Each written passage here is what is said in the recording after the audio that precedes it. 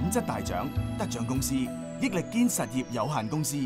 晶苑集團成員。追求更大利潤，除咗要好好控制成本之外，引入先進技術，啟發創新思維，去提升生產效率，亦都係有效嘅營運策略。我哋嘅 R&D 部門咧係好針對性嚟講咧，係將成個流程啦，或者係個工作法啦，去做一個改善啦，而令到咧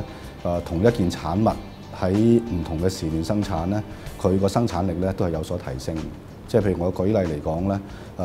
舊年即係我哋整體成個中國嘅生產咧，我哋用呢個方式咧係改善咗大概15%，提升咗15%嘅生產力。製衣工場裏邊咧，我哋用咗一個自動懸掛系統啦，自動裁廠啦。譬如印花裏邊，除咗一般嘅即係電腦繡花機同埋一個 AutoPress 即係一啲自動嘅印花機以外咧，其實我哋係全亞洲第一家人用咧一個我哋嘅 Auto Dispenser， 即係一個自動配漿機咧嚟去到咧配所有嘅顏色配方。喺環保方面咧，即係其實譬如話我哋係全東莞第一家人用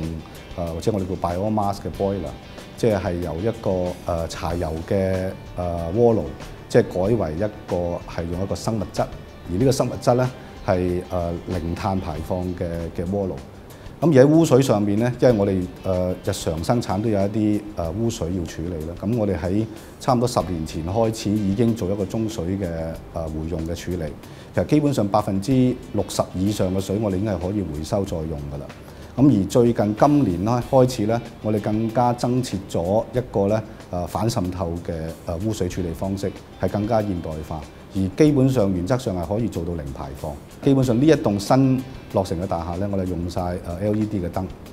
咁所以呢一類咧都係我哋喺環保上邊咧，即係都盡一分力嘅力啦。喺每一年嘅策略地圖裏邊咧，即係創新思維都係一個比較上穩定嘅一個策略咧，我哋要做。喺員工方面咧，我哋有一個叫做合理化建議。咁過去都已經有超過100項嘅建議咧，係由我哋員工直接交俾我哋委員會審核。審核咗之後咧，如果一經採納咧，我哋有翻一個獎金制度咧，俾翻所有員工。員工上邊咧，我哋係好重視一個培訓啦。即係譬如話，我哋過去呢3年咧，我哋淨係喺中高層管理裏邊咧，已經投放咗超過400萬嘅港元咧，嚟去做一個領袖才能嘅培訓啦。而呢個領袖才能培訓咧，係一路延續落去嘅。